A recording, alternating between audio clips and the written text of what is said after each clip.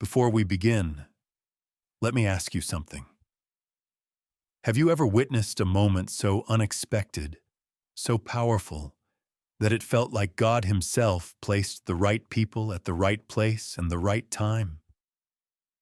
Today's story begins on what should have been an ordinary afternoon. A Marine veteran enjoying a quiet lunch with his loyal German shepherd. Nothing unusual, nothing dramatic. Until a little girl appeared on the sidewalk, walking alone, confused, searching for a mother who never came back. What happened next set off a chain of events no one could have imagined: a trail of clues, a hidden danger, and a miracle that brought a family back from the edge of despair. Before we dive in, I'd love to know, where are you watching from today? Let me know in the comments. And if you enjoy inspiring stories of hope, courage, and God's quiet miracles, please subscribe, leave a comment, and share this video. Thank you so much for being here with us. The late autumn noon settled heavily over the outskirts of Golden Ridge, a quiet small town nestled against the foothills of the Rocky Mountains in Colorado. The weather carried a crisp chill, the kind that hinted winter was only a few storms away. Dry winds swept across the nearly empty main road, pushing along fallen yellow leaves that scraped across the asphalt like tiny, hurried footsteps. Above the low buildings, a pale sun hovered behind thin, milky clouds, casting a muted brightness over everything and giving the day a slightly harsh, unforgiving look. The town itself was peaceful, but carried that subtle sense of isolation found in many far-flung American towns where life moves slower, conversation is softer, and strangers stand out immediately. Inside Mabel's Diner, a classic roadside establishment with chrome-edged counters and red leather booths, Jack Miller, a 45-year-old former U.S. Marine Corps sergeant, sat across from his loyal German shepherd, Rex. Jack was a tall man, about 6'1", built broad through the shoulders and chest from years of military service. His face held a rugged masculinity, weathered skin with natural texture from sun and wind, a slightly tanned complexion, a sharp jawline partly softened by a neatly trimmed beard, and a small, faded scar slicing through his right eyebrow, an old reminder from a mission overseas. His dark brown hair, cut short and slightly graying at the temples, added to his presence as someone shaped by discipline and hardship. Jack's eyes, deep-set and blue, carried a quiet alertness, the kind that never truly faded in men who had seen too much and survived through instinct. He wore his usual faded olive-green field jacket, a dark flannel shirt underneath, rugged denim jeans, and well-worn brown combat boots with scuffed edges that hinted at long journeys. For all his stern appearance, Jack's temperament was calm, patient, and protective, traits built from a difficult transition back to civilian life after years of warfare, where he had learned to value small peace when it finally came. Rex, resting loyally beside his booth, was a 5-year-old German shepherd, strong and powerful, with a thick sable and black coat. His ears stood upright and alert even when he appeared relaxed, and his intelligent amber eyes scanned every movement in the diner with trained precision. Years spent as Jack's partner had shaped him into a disciplined working dog, brave, obedient, and deeply loyal. Though Rex's presence could seem intimidating to strangers, he had a gentle heart and a natural instinct to comfort those in distress, especially children. He lay stretched out at Jack's feet now, but anyone watching could tell he was always ready to rise at a single command. Jack had barely taken 2 bites of his hot sandwich when Rex suddenly lifted his head, ears twitching toward the large diner window. The dog's quiet alertness made Jack look up instinctively. Outside, on the sidewalk, a little girl appeared. Walking slowly, hugging a small pink backpack to her chest. She looked no more than 7 years old, with light brown, wavy hair tied loosely into a ponytail that was beginning to fall apart. Her pale skin was smudged with dust, and her denim jacket looked slightly oversized, as if chosen in a hurry that morning. What worried Jack most, however, was the expression on her small face. Wide, confused eyes, and fear she was trying hard not to show. Jack watched for a moment longer, noticing she kept turning her head as if searching for someone, glancing at passing cars, stepping hesitantly like she wasn't sure which direction to go next. He scanned the area outside the diner. No adults nearby, no frantic mother, no one calling her name. Something was wrong. He rose from his booth without hesitation. Rex stood up beside him, tail still but posture ready. Jack placed a hand on the dog's side. "Easy, buddy," he murmured. Then he stepped outside into the crisp noon air. The little girl noticed him approaching and instinctively stepped back, but she didn't run. Jack crouched slightly so he wasn't towering over her. "Hey there," he said gently, his voice steady and soft. "Are you all right? You look like you're looking for someone." She hesitated, hugging her backpack tighter. I can't find my mom." Jack nodded slowly. "What's your name?"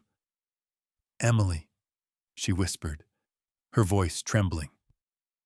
Emily had a sweet, innocent face that made her fear even more heartbreaking. Her eyes were hazel, wide, and wet at the edges from holding back tears. She looked like a child who had been raised with care and warmth, yet was now completely overwhelmed. Jack softened his tone further. "Okay, Emily, my name's Jack, and this is Rex. He's friendly." Rex sat calmly, tail gently tapping the ground once to show he meant no harm. Emily looked at Rex with a mixture of fear and interest. "He's big," she whispered. "He is," Jack smiled softly. "But he helps people. You can trust him." After a moment, Emily nodded, enough trust to continue speaking. "Mommy took me to the park," she said, trying to steady her voice. "She went to buy a drink from the little stand, but she didn't come back. I waited and waited, but she didn't come." Jack felt a cold stir in his gut. A mother disappearing in broad daylight at a quiet neighborhood park wasn't normal. "How long ago was that?" Emily shook her head unsurely. "I don't know. A long time." Jack pulled out his phone. "Emily, we're going to call the police, all right? They'll help us find your mom." Her lower lip quivered. "Is she okay?" Jack met her eyes. "We're going to do everything we can to find her." Emily nodded, wiping her eyes with the sleeve of her jacket. 15 minutes later, 2 officers from Golden Ridge Police Department arrived. One was a stout, middle-aged man, named Officer Raymond Clark, with thinning blonde hair and a rounded face. He had kind eyes and a reassuring tone, though his body language suggested concern. The other was Officer Linda Hayes, a younger woman in her early 30s with short dark hair, sharp cheekbones, and a focused demeanor. They questioned Emily carefully, with compassion. Soon after, officers searched the park, nearby streets and surrounding shops. An hour passed. Then another half hour. Jack stayed with Emily the entire time, Rex sitting protectively beside her. Finally, Officer Hayes returned, her expression tight. "Mr. Miller, Emily, we didn't find her mother." Emily's face crumpled. Jack placed a steadying hand on her shoulder, feeling the situation shift from strange to deeply alarming. Something terrible had happened, and this was only the beginning. Jack followed the officers and Emily back toward the town park. Moving through the cool Colorado afternoon that had grown slightly darker since they first arrived at the diner. The wind picked up, stirring fallen leaves along the sidewalk and making Emily cling to her small backpack as if it were a shield. Rex walked close beside her, alert but gentle, sensing the child's fear. The park appeared quiet at first glance, its playground empty except for a lone swing creaking lightly in the wind. Tall trees with half-bare branches lined the edges of the walking path, their shadows stretching long across the ground. A few benches were scattered near the fountain, now shut off for the season. It was the kind of peaceful place where nothing bad should happen, yet something clearly had. Jack scanned every detail with the disciplined scrutiny of someone trained to observe danger. His instincts remained sharp, shaped by years of service and a failed mission long ago that cost 2 teammates their lives. Since then, Jack had always taken a missing person case seriously. Hesitation, he believed, was the difference between saving someone and losing them forever. Officer Hayes led the group toward a small refreshment stand, painted in faded colors. Behind the counter stood Tommy Reed, the man who ran the stand. Tommy was in his late 40s, slightly overweight with a round belly pressing against his stained apron. His hair was thinning on top, slicked back hastily, and his beard was short but uneven, as though he trimmed it only when he remembered. His appearance was unremarkable in almost every way, the kind of man most people would overlook. But his hands fidgeted constantly, betraying a nervous temperament. Tommy had a habit of avoiding eye contact, perhaps a lifelong pattern from growing up shy and bullied in school.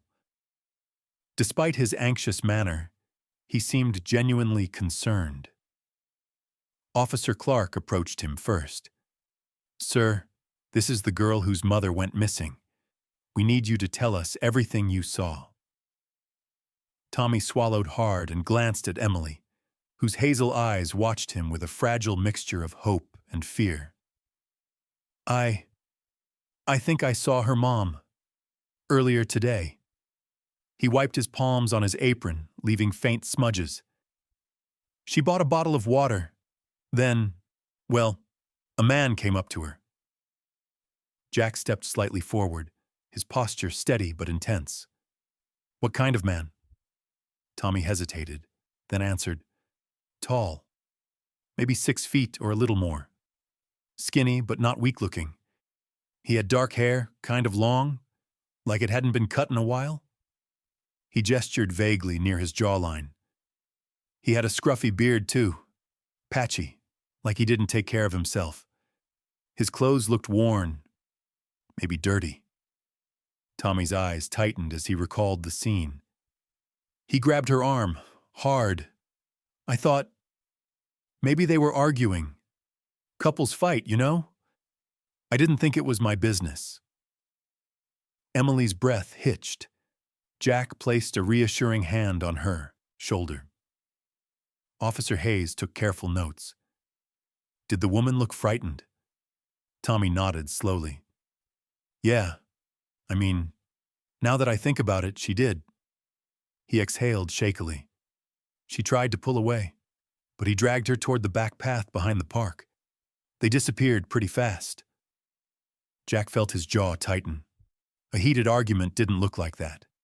A stranger didn't drag someone off unless there was intent. Dark intent. "Emily," Jack said gently, "did you see this man at all?" Emily shook her head. "I was on the swing. Mommy said she'd be right back." Her voice trembled. "She didn't scream. She didn't call me." Jack nodded. "You didn't do anything wrong. This isn't your fault." Rex suddenly sniffed the air, then lowered his muzzle toward the ground. He circled the area near the stand, ears perked forward in heightened focus. Then he followed an invisible trail toward the narrow path behind the park, exactly where the stranger had dragged the woman. Officer Hayes watched the dog intently. "Your dog is trained, right?" Jack nodded. "More than trained. He's experienced." Rex moved steadily, his nose close to the ground, tail stiff in concentration. Emily followed closely, gripping Jack's sleeve. At the entrance of the narrow dirt path, Rex stopped and barked once, sharp and certain. Officer Clark exchanged a look with Hayes. That's where she was taken. The path led between dense trees and bushes, creating a natural corridor hidden from main view, a perfect place for someone to drag a person without being seen. Jack crouched, studying the ground. Look, footprints. The dry soil held faint impressions of hurried steps, smaller ones likely belonging to Sarah, larger ones deeper and spaced farther apart, likely the man Tommy had described. Officer Hayes stepped forward. This is no domestic dispute. This is a kidnapping. Emily gasped softly, clutching Rex. Jack placed a hand on the dog's back. Easy, buddy. We're on the right track. Clark let out a slow breath. Kidnapping cases like this, they're often organized, not random. The guy probably wasn't acting alone. Jack felt a familiar knot in his chest. So we could be dealing with more than one suspect. Hayes nodded grimly. We need to widen the search. I'll call in additional units. Emily tugged Jack's sleeve. Please help Mommy. Jack looked down at her, her small, tear-streaked face holding more trust than a stranger deserved. But he accepted that trust fully. I will, he said quietly. We're not stopping. Rex barked once as if agreeing. The officers continued examining the path, documenting clues. Jack's instincts sharpened. Everything suggested an organized abduction, not a sudden domestic fight. The hidden path, the dragging motion, the timing. It was too precise to be an accident. Jack stood, eyes narrowed. Whoever took her knew this. Park, knew the paths, knew where no one would see him. Officer Hayes nodded, and possibly where he could escape quickly. Jack felt his resolve harden, the same resolve that had guided him through countless missions. He looked toward the woods beyond the path, dark, quiet, and hiding answers they needed to uncover fast. This was no coincidence. This was the beginning of something far bigger, and Jack, Rex, and the police were already in the middle of it. Rex moved with increasing certainty as he followed the scent from the small cloth Emily kept clutched in her hands. The dog's powerful body stayed low, his muscles shifting smoothly beneath his sable and black coat as he tracked the trail through the narrow dirt path behind the park. Jack, Emily, and the officers followed closely, weaving past back fences, old sheds, and the worn edges of a quiet residential area. The afternoon sun was slipping lower, tinting the sky with a weak orange glow that filtered through the thinning branches overhead. Everything felt muted, as if the world were holding its breath. Jack stayed near Emily as they walked. Her small figure looked especially fragile now, her ponytail swaying with each step, her fingers tightening around the cloth. Her face was pale, eyes red from trying not to cry. Rex won't get lost, right? She asked softly. Jack shook his head. No, he won't lose the trail. He's done this kind of work before. What he didn't say was that Rex had once tracked a missing Marine during a sandstorm overseas, a friend Jack couldn't save in time. That memory made him push even harder now. Not again. Not this time. The group continued for nearly 20 minutes until the houses grew sparse and the land opened into a rough, industrial area. The wind carried a faint, metallic smell. Rex's pace quickened. Jack exchanged a look with Officer Hayes, who nodded, her expression sharpening. They followed Rex around a bend and finally saw it. A cluster of old warehouses, long abandoned except for the one sitting farthest from the road. Its corrugated metal walls were rusted and dented, and the small windows were either broken or boarded from the inside. A chain-link fence surrounded most of the property, though the back section sagged where someone had forced it down. Officer Clark muttered, "Looks like the kind of place where trouble grows legs." As they approached quietly, they noticed the first sign of activity: a white cargo truck parked near the loading dock. It was dented, with faded paint and no commercial markings. A second truck, older and dirtier, sat a short distance away. Both had locked rear doors. Jack crouched behind a stack of discarded pallets, scanning the perimeter. Two men stood outside the warehouse entrance, each holding a rifle casually, but with the confidence of people who knew violence well. One of them wore a black hoodie and had a narrow, sharp face with hollow cheeks, weary eyes, and stubble that looked more like neglect than style. The other was heavier, in his mid-30s, with a shaved head and a tattoo creeping up his neck, something resembling a broken chain. Their expressions were cold, bored, and dangerous. A faint, muffled cry drifted from inside the warehouse. Emily froze, gripping Jack's wrist. "That's her," she whispered, terror rising in her voice. Jack looked at Rex, who stiffened with a low growl rumbling in his chest. Officer Hayes motioned for everyone to stay down. "We need more units. This isn't small time." She stepped aside to speak quietly into her radio. Jack used the moment to scan further. More movement caught his eye. Another man walking along the side of the building. This one looked older, maybe early 50s. His hair was gray and greasy, tied in a loose ponytail that hung over a patched leather jacket. His beard was long and unkempt, streaked with white. The deep lines carved into his face showed a lifetime of bad choices. He carried himself with the casual confidence of someone used to being in charge. Jack guessed he might be a higher-ranking member of the operation.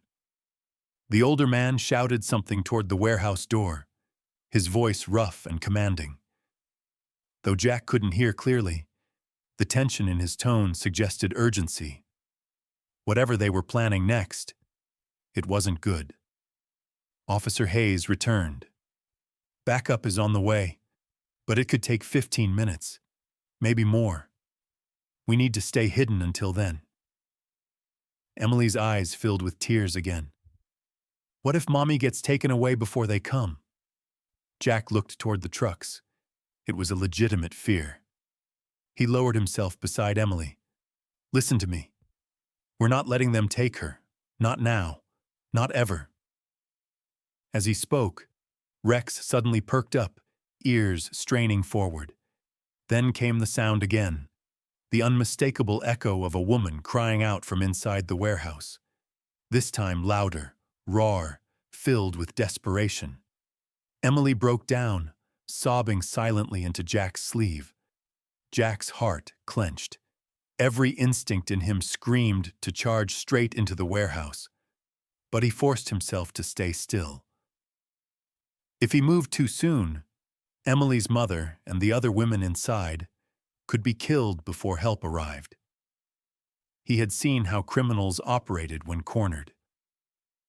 Officer Clark whispered, "This isn't just kidnapping. It's trafficking. They're processing victims in there." Jack nodded grimly. The trucks, the guards, the muffled cries, it all matched the patterns he had learned from former Marines who joined law enforcement. Traffickers moved quickly, silently, and with no regard for human life. Officer Hayes looked at Jack. "When backup arrives, we'll need to hit them fast and hard. We'll need you and your dog." Jack placed a steady hand on Rex, whose body vibrated with controlled intensity. "We're ready." More shouting erupted from inside the warehouse. Angry voices, hurried footsteps. Someone slammed a metal door. The sound reverberated across the cold ground.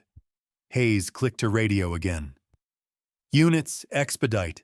Suspects appear to be preparing to move. The air thickened with urgency. Emily stood at Jack's side, wiping tears with the back of her hand. Please, don't let them hurt her. Jack knelt down to meet her eyes. I won't. I promise. Rex pressed his head lightly into Emily's shoulder, a gesture so gentle it almost broke Jack's composure. The girl wrapped her arms around the dog's neck, clinging to the only comfort she had left. Hayes whispered urgently, Backup will be here in under 10. Everyone stay sharp. Jack watched the warehouse intensify with movement. His pulse settled into the calm focus he had relied on in every dangerous mission. They had found the heart of the operation, and the real fight was only moments away. Night fell quickly over the warehouse district, bringing with it a thin veil of drizzle that shimmered beneath the dull glow of scattered streetlights. The rain softened the world into hushed tones and gave the broken concrete a slick glimmer. It was the kind of weather that muffled footsteps and blurred silhouettes, conditions Jack knew could make or break an operation. He pulled his hoodless field jacket tighter around his broad shoulders, feeling the cold seep in. Rex, ever alert, stood at his side with raindrops clinging to his thick sable coat, his ears twitching with acute focus.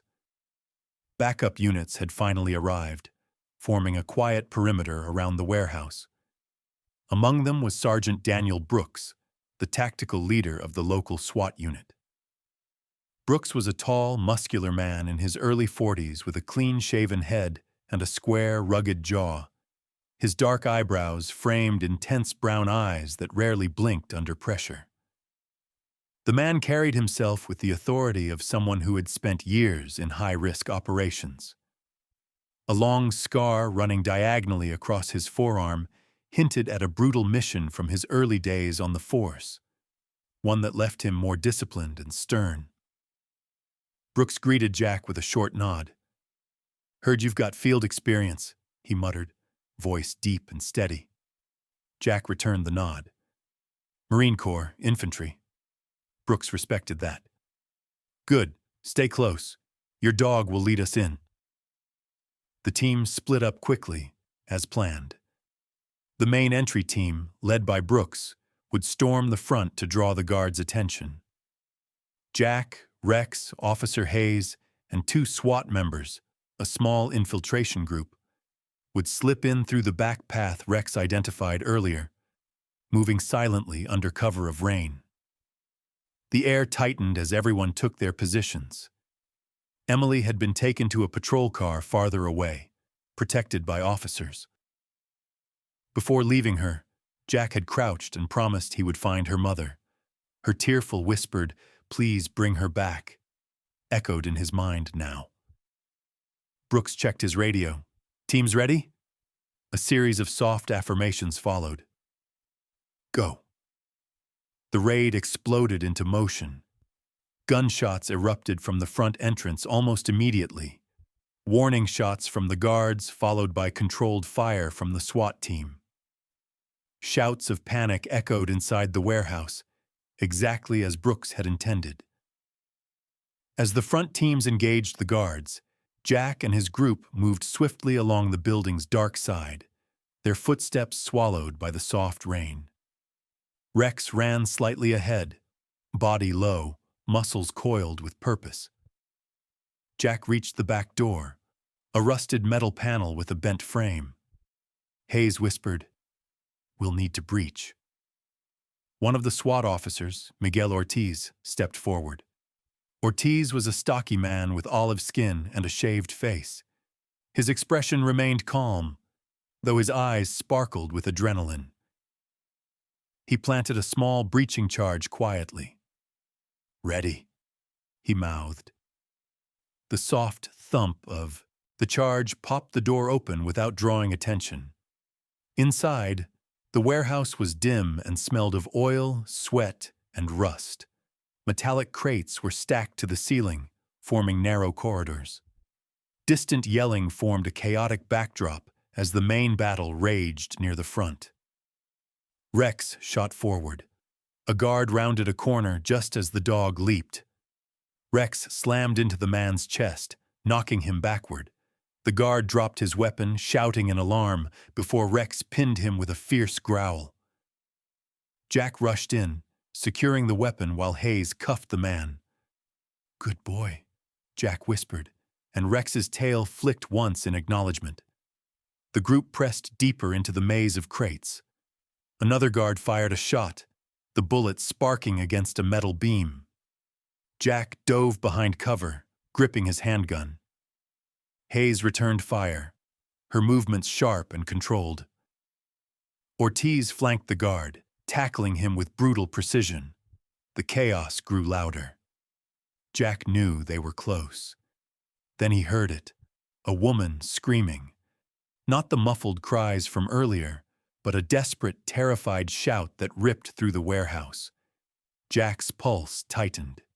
"This way!" He sprinted forward, Rex racing alongside.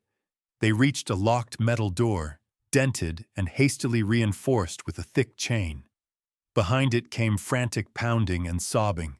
Jack slammed his shoulder against the door, but it didn't budge. Ortiz stepped up again. "Move!"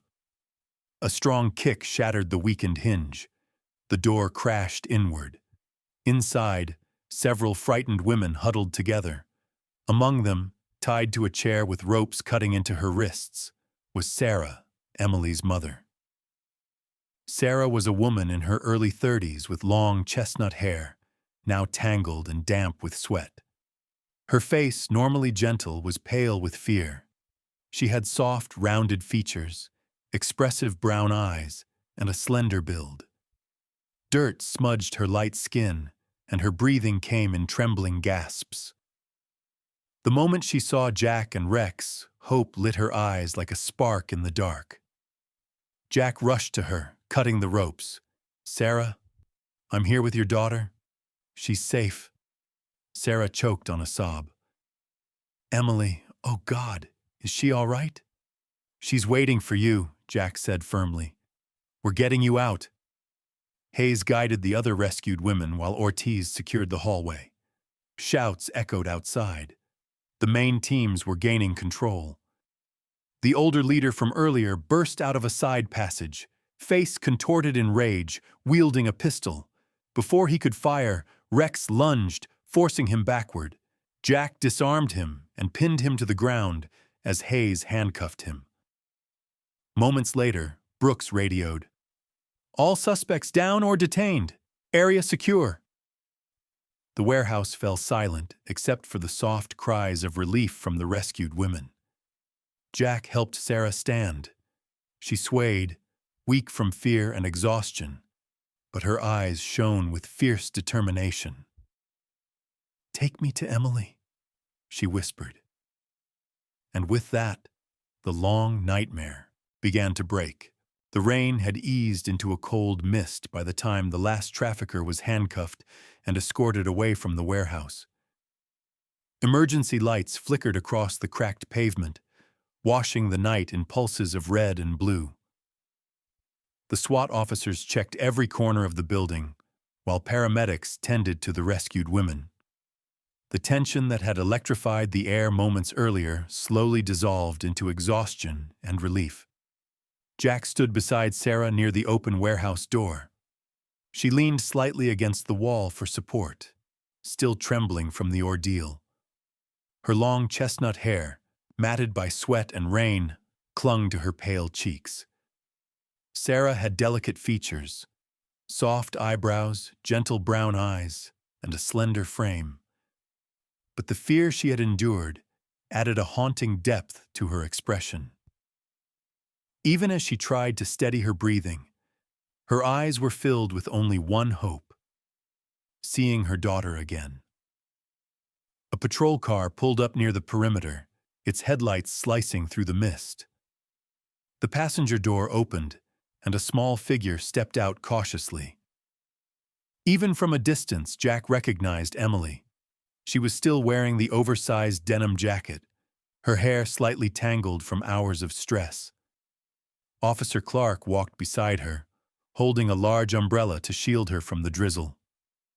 Emily's eyes scanned the scene desperately until they found the one person she had been praying to see. "Mommy!" Her voice cracked through the night like a fragile bell. Sarah gasped, covering her mouth with both hands as her knees nearly gave out. Jack reached instinctively to steady her, but she pushed forward with renewed strength. Emily sprinted across the wet pavement, her small shoes splashing through puddles, and launched herself into Sarah's arms with a sob that was equal parts fear, relief, and love. Sarah dropped to her knees and wrapped her daughter so tightly it looked as if she feared Emily might disappear again. Tears streamed down her face as she buried her cheek in Emily's hair. "My baby, my sweet girl, I'm here. I'm here." Her voice broke apart, trembling from all the terror she had held inside. Emily clung to her mother, sobbing into her chest. "I thought you were gone. I thought I lost you." "No," Sarah whispered fiercely. "No, sweetheart. I'm safe now. You're safe. We're together." Everyone around them, officers, medics, even Jack, fell silent. There was something sacred about the moment, something that made the cold night feel warm for the first time. Officer Hayes, who had been so composed throughout the mission, turned her face slightly away and wiped her eyes discreetly. Rex approached the reunited pair, his ears tilted gently forward. Emily noticed him and released one arm from her mother to hug the dog's neck tightly. "Thank you, Rex," she whispered, her voice still shaking. "You found Mommy." Rex closed his eyes as she hugged him, his tail tapping softly against the ground. Jack stepped back, letting the reunion breathe. He felt the tension leave his chest, a pressure he hadn't recognized until it finally eased. The memory of his fallen Marine teammate flickered in his mind. This time, he had made it in time. This time, someone got their family back. Sergeant Brooks approached Jack, his tall silhouette framed by the mist. His stern features had softened slightly. "Good work tonight," he said gruffly. "Couldn't have done it without you or your dog." Jack exhaled slowly. Rex did most of it. Brooks allowed himself a faint smirk. "Maybe, but he nodded toward Sarah, "and the others wouldn't be standing here right now without your instincts." Jack nodded but didn't respond. Compliments had never settled comfortably with him, especially since leaving the Marines. Yet at that moment, he felt something he hadn't in a long time. Peace. Paramedics checked Sarah and Emily, confirming they were shaken but unharmed. After statements were taken, after the last criminal truck was towed away, after the emergency lights finally dimmed, the night moved quietly toward dawn. The sky shifted from black to a deep indigo as the first hints of morning crept over the horizon. The town of Golden Ridge began to stir under the early light. By the time the sun rose, Jack, Rex, Sarah, and Emily found themselves standing once again outside Mabel's diner, the place where everything had started. The neon open sign buzzed faintly, casting a warm pink glow onto the glass windows. Inside, the smell of fresh coffee and frying bacon drifted out through the slightly open door. Sarah turned to Jack, her hair now brushed back loosely, her face washed clean but still marked by exhaustion. "I don't know how to thank you," she said softly. "You saved my life. You saved Emily's world." Jack shook his head gently. "You don't have to thank me. Any decent person would have done the same." Sarah looked at him with sincere gratitude. "But you did more. You stayed. You cared." Emily took Jack's hand shyly. "You're a hero," she whispered. Jack felt warmth build behind his stern exterior. "No," he said quietly. Rex and I just helped where we were needed." Rex barked softly, as if agreeing. They stepped inside the diner, the warm light washing over them. Together, the four of them sat down at a booth. Jack, Rex curled beside him, Sarah across the table with Emily leaning happily into her side. Coffee was poured, pancakes were ordered, and for the first time in many hours, everyone smiled. The nightmare was over, and the miracle of reunion shone brighter than the sunrise outside. Sometimes in life, miracles do not arrive with bright lights or thunder from the heavens. Sometimes they come in the quiet courage of a stranger, in the loyalty of a faithful dog, in the strength of a mother's love, or simply in the moment hope refuses to die. What happened to Sarah and Emily reminds us of something powerful. When people choose kindness, when they step forward instead of walking away, God uses those moments to work His miracles through us. In a broken world where darkness often tries to creep in, small acts of courage, like Jack stopping to ask a lost girl if she was okay, can change a life, save a family, and bring light where fear once lived. And perhaps that's the lesson we are meant to carry into our own everyday lives. Never underestimate how God might use your compassion to become someone else's miracle. May you always find protection, guidance, and comfort in His hands. And may God bless every single person watching this story today. If this story touched your heart, if you believe kindness can still change the world, if you believe God still works miracles through ordinary people, please like this video to spread this message of hope. Leave a comment sharing what moved you most. Subscribe to the channel so you won't miss the next uplifting story. And don't forget to share this video with someone who may need a reminder that miracles still happen. May God bless you, protect your family, and guide your steps every single day.